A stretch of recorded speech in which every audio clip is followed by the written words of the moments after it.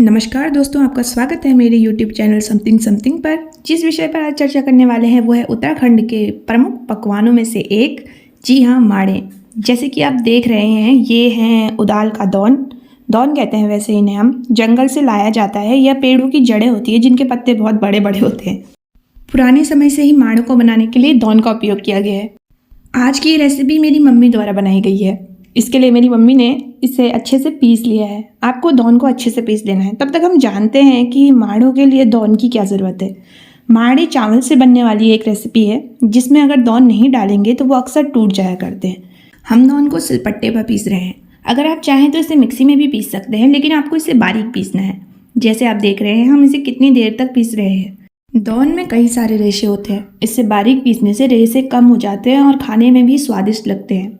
इससे माड़े का स्वाद कई गुना ज़्यादा बढ़ जाता है। दौन के अलावा आप इसमें कई अन्य चीज़ें डाल सकते हैं, जैसे गेहूं का आटा या किसी तरह की सब्जी, मीठी चीनी या कोई भी अन्य चीज़ मिलाकर आप माड़े को बना सकते हैं। हम यहाँ दौन का उपयोग कर रहे हैं। ये पारंपरिक विधि है जो पहले भी बनाए जाते थे और अब भी बनाते हैं। ये रेसिपी बहुत ही ज़्यादा टेस्टी बनती है, मतलब बहुत ज़्यादा। अगर आप कभी बनाकर इसे खाएंगे तो दौन के साथ कोशिश कीजिएगा। अगर आपको दौन मिल जाए कहीं पे तो फिर उसके साथ बनाइएगा, लेकिन ये बहुत ज़्यादा टेस्टी है। और सबको पता है कि मम्मी के हाथ का खाना तो भैया सबका मतलब फेवरेट ही होता है, और हमें तो बहुत ज़्यादा पसंद है। मेरी मम्मी बहुत अच्छा खाना बनाती है, बहुत टेस्टी है। और अभी आप देख रहे हैं कि वो कितनी देर से इसे पीस रही हैं।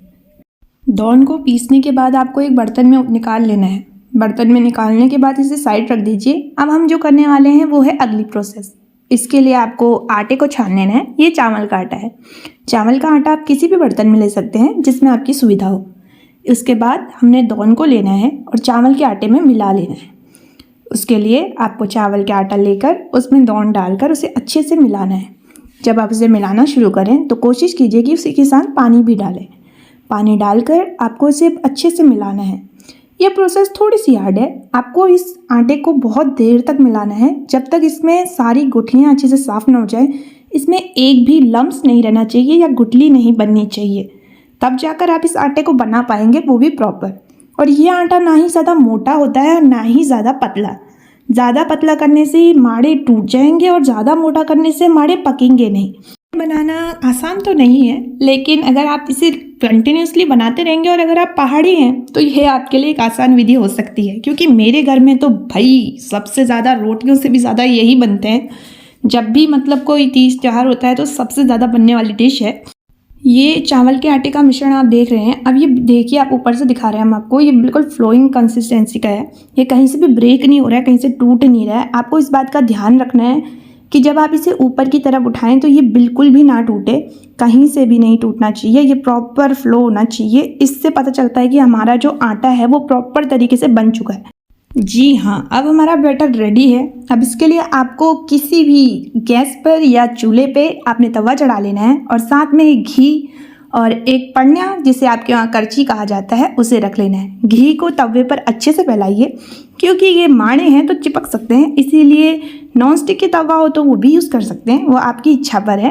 पारंपरिक रूप से भी लोहे के तवों का ही उपयोग किया जाता था। आग पर ये डिश बहुत ही ज़्यादा टेस्टी बनती है। अब आप देख रहे हैं कि हम घी को अच्छे से फैला लेंगे।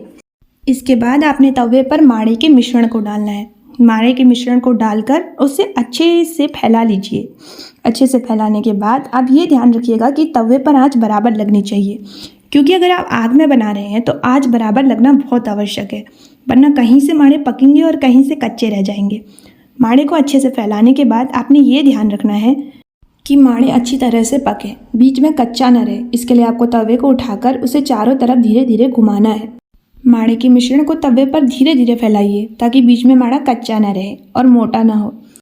माड़े को फैलाकर आपने इसे आग पर अच्छे से सेक लेना है। आग पर सेकने के बाद जब आप देखेंगे कि ये माड़ा फूलने लगेगा और किनारे छोड़ने लगेगा, तब आपको थोड़ा घी लेकर इसके किनारों पर लगाना है। किनारों पर अच्छे से लगाने के बाद ही आप इसे पलटेंगे। इसे किनारों पर लगाने के भी एक कारण है, कई बार माड़े चिपक जाते हैं। अगर आप बिगनर हैं या पहली बार बना रहे हैं तो हो सकता है कि आपका माड़ा अगर चिपक जाए किनारे से, तो आप कोशिश कीजिएगा कि आप किनारे पर घी लगाएं और फिर धीरे धीरे पलटाएं। जैसा कि आप देख रहे हैं, ये किनारे से पक चुके हैं, इसलिए इनके किनारे पर छोटे छोटे छेद आपको दिखाई दे रहे हैं। करछी के किनारे किनारे लगा कर आपने धीरे धीरे माड़े को पलटने की कोशिश करनी है और माड़ा पलटा लेना है। उसके बाद अपने माड़े के ऊपर घी लगाना है। उसी प्रकार से दूसरी तरफ भी माड़े को सेक लेना है। जब आप माड़े को दूसरी तरफ से सेक लेंगे तो उसे भी एक बार और पलटा लीजिएगा। आपको माड़े को प्रॉपर तरीके से बनाना है। अगर आपका माड़ा पलटकर अच्छे से बन जाता है तो ये डिश आपके खाने के लिए रेडी है। हम माड़े को अच्छे से पकाने के लिए दोबारा पलट रहे हैं और अब हमारा माड़ा बनकर तैयार है। आप इसे सब्जी के साथ थोड़ा गरम गरम खाने की कोशिश कीजिएगा। इसके साथ गरम गरम दूध हो तो बात ही क्या है। आप इसे घर पर बनाकर ज़रूर ट्राई कीजिएगा और बताइएगा कि आपको हमारी उत्तराखंड की ये प्रसिद्ध डिश माड़े कैसी लगी। धन्यवाद।